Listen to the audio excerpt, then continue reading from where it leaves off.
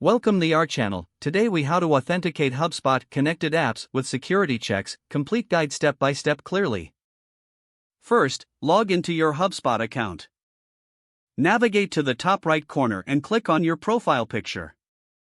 From the drop-down menu, select Account Settings. In the left sidebar, locate and click on Integrations. Now, you will see a list of all connected apps in your HubSpot account. Identify the app you wish to authenticate. Click on the name of the app to access its details. Review the permissions and settings associated with this app.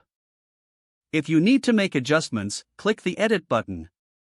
After making any necessary changes, proceed to re-authenticate the app. To begin the re-authentication process, look for an Authenticate button. Click on the Authenticate button to initiate the security checks. A new window will pop up prompting you to enter your credentials for the connected service. Input your credentials and follow any additional verification steps required.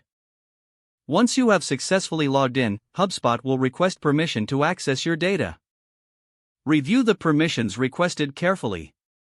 If everything looks good, click on the Allow or Authorize button. At this point, HubSpot will establish a secure connection with the app. Wait for the confirmation message indicating that the authentication was successful.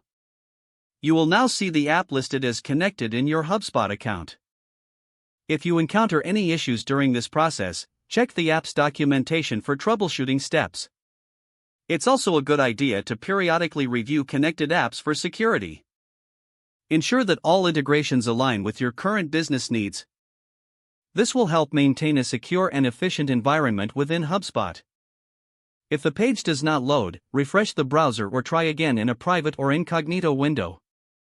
Make sure you are using the correct email address, then retype it carefully to avoid small typos. If your password is not accepted, use the reset option and create a new strong password you can remember.